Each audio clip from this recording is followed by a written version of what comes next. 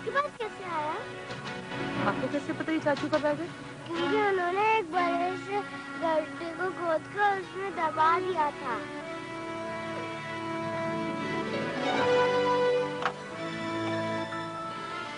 आपको पता है कहाँ दबाया था? जी हाँ आंटी, मुझे पता है ना बैग कहाँ दबाया था। देखो बेटा, आपको मेरी एक बात माननी होगी। वो क्या आंटी? मेरी बात गौर से सुनना, उसको याद रखना। किसी को भी इस बैग के बारे में कुछ नहीं कहना। चाचू को भी नहीं? चाचू को इस बैग के बारे में पता है, लेकिन उनसे भी कुछ नहीं कहना। बस आप इस बैग को भूल जाओ, किसी को कुछ नहीं कहना। Okay aunty. और एक और बात रुबाब। वो क्या आंटी? जब आपके दादा दादी चले जाएंगे और आप मेरे घर रहने आओगे, तो आपने किसी को नहीं बताना कि आप कहाँ रह रही हो। ओके? I promise. चले।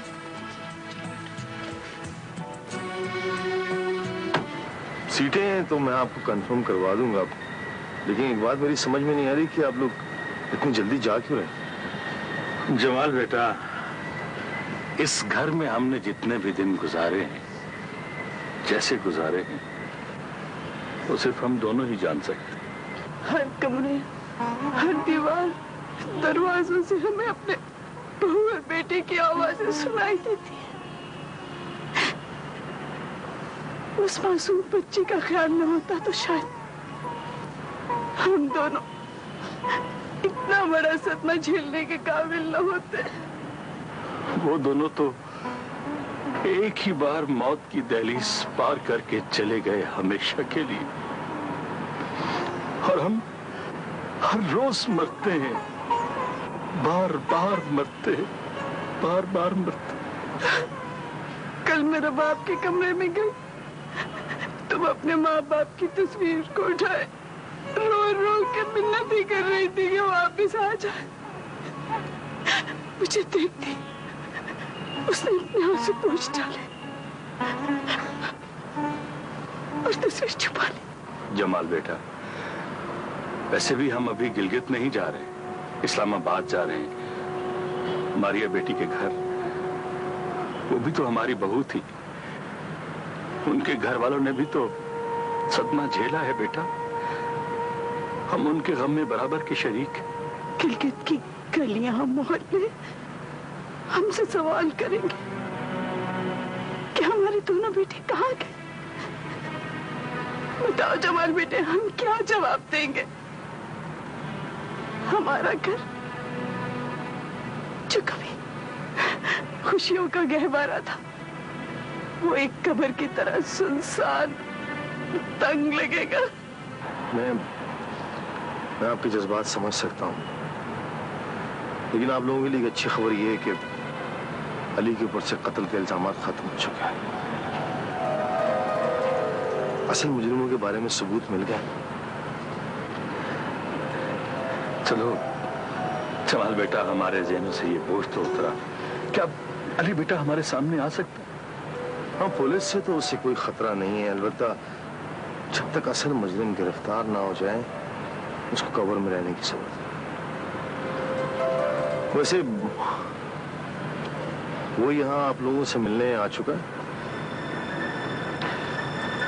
जमाल बेटा, अब तुमसे क्या छुपाना। अली बेटा अपने दर्द बांटने और हमारे दुख बढ़ाने के लिए आया था।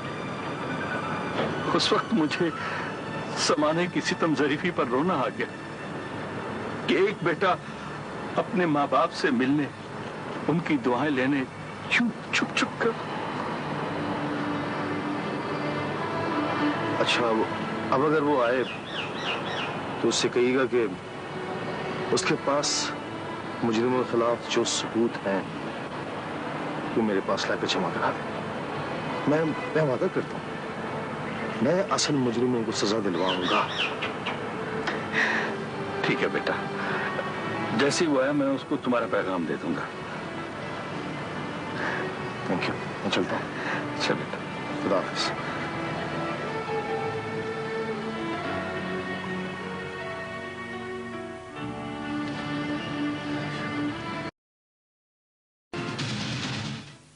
बेटी की शादी की जिम्मेदारी का बोझ हम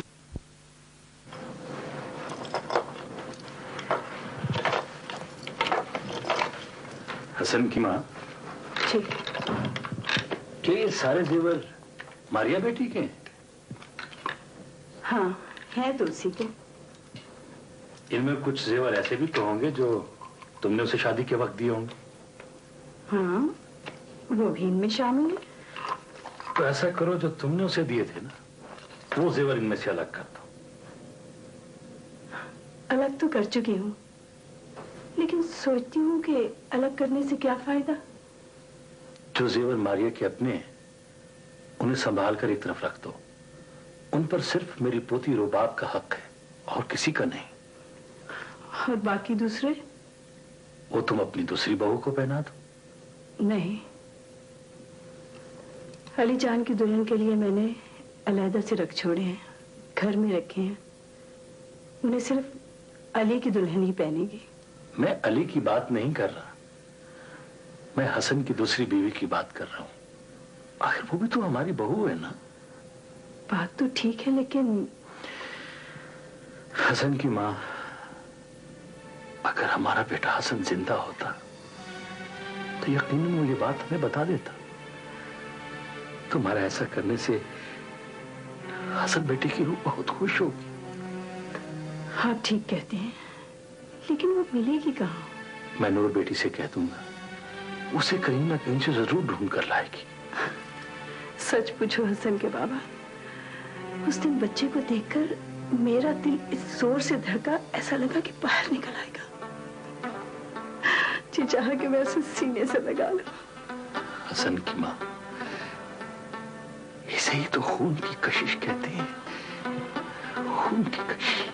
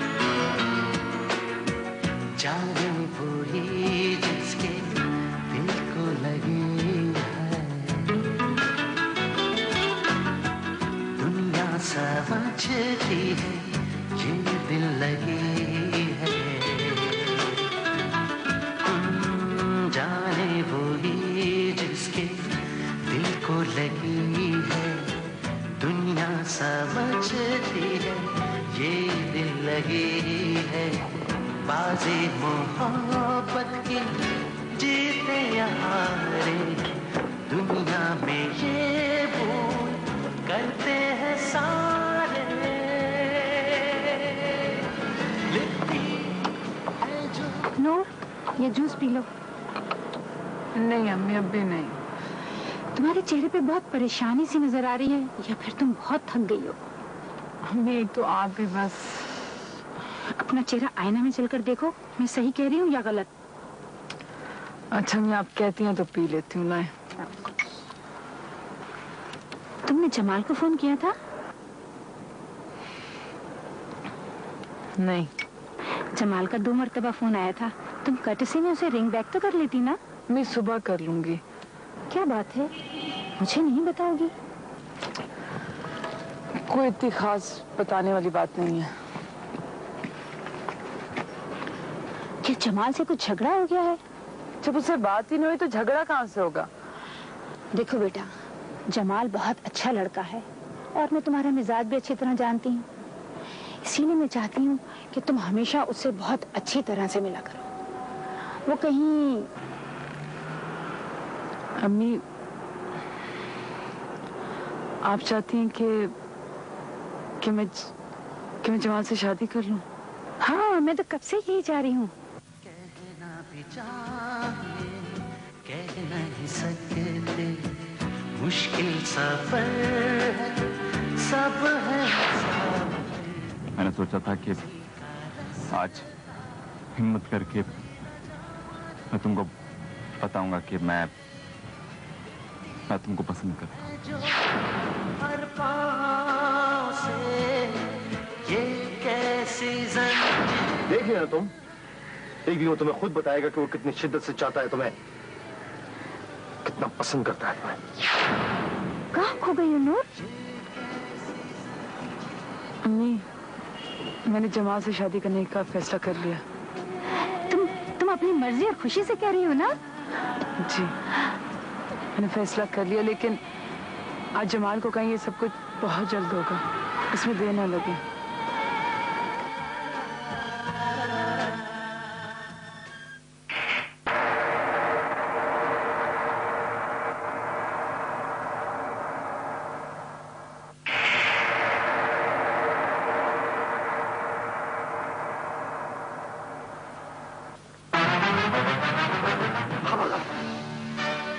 हिलने की कोशिश मत करो।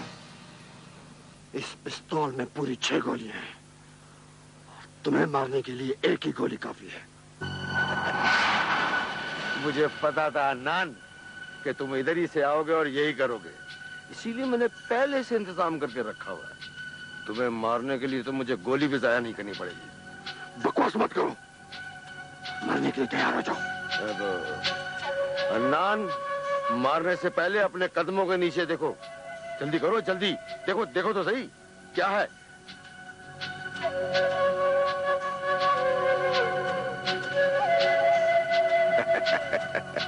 तुम्हारे कदमों के नीचे एक छोटा बॉम्ब है और उसका रिमोट मेरे पास है। खाली बटन दबाना है, तुम खलास। ये खिलौना मुझे दे। लाओ लाओ, शाबाश, वरना बटन दबा दूंगा।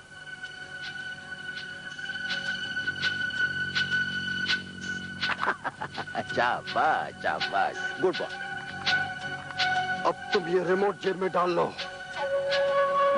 ये रिमोट, ये तो खिलौना है भाई, ये ले। ना ना ना, करीब ना ना। तुमने तो बोला था इसमें 6 गोलियां, बोला था ना भाई। सौदे की बात करो। वो ही बात करने आया हूं भाई। दरअसल सेठ दावर उस नीले वाले बैग के मुझे 10 लाख रुपए दे रहा है, और वो भी कैश। लड़का और बैग दोनों मेरे कब्जे में। फिर तुम उसको दे क्यों नहीं रहे हो? दे देता, लेकिन उस कमबख्त ने एक शर्त रख दी जो मुझे पसंद नहीं आई। कैसी शर्त? तुम्हारी मौत। हालांकि मेरे लिए मुश्किल काम नहीं है, लेकिन मैं मौत मौत का खेल नहीं खेलता। दरअसल सेठ दावर तुम्हें अपने रास्ते से हटाना चाहता है। मुझसे क्या चाहते हो? वही 10 लाख रुपए, वो भी कैश। ठीक है, मुझे मंजूर है, लेकिन देखो जब्बार, मेरे साथ कोई चालाकी नहीं करोगे। चालाकी? और मैं? क्या मजाक है। अरे यार, मैं और तुम एक ही टेबल के खिलाड़ी हैं, और वैसे भी भाई मैं अपने बराबर वालों के साथ धोखा नहीं करता हूं। ठीक है, फिर कब और कहां? ये मैं तुम्हें टेलीफोन पे बताऊंगा। तुम कैश तैयार रखना, ठीक है? अब तुम जाओ।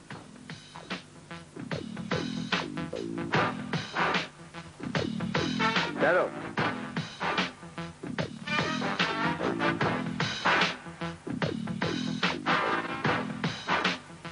अरे भाई, अपने ये खिलौना तो लेते जाओ। अब अगर मैं तुम्हें शूट कर दूं तो?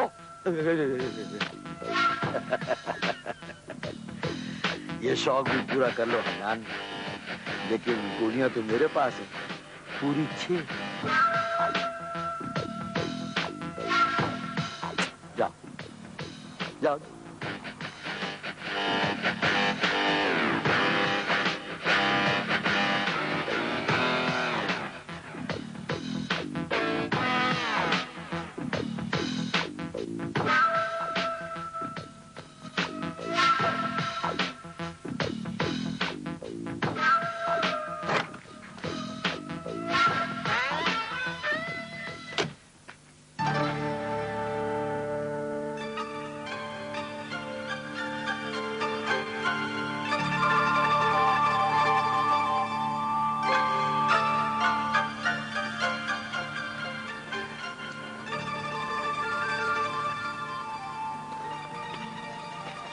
कहाँ से आए आप?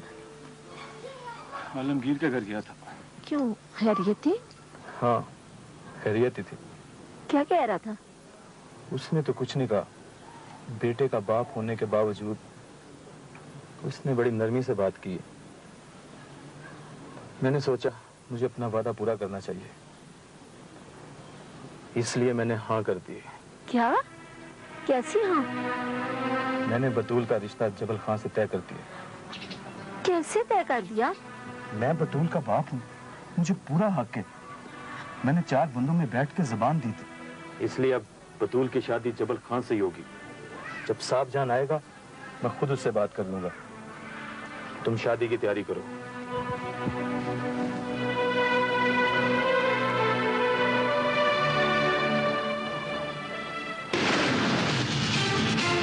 मैं अब जब चाहे सफर कर सकते हैं।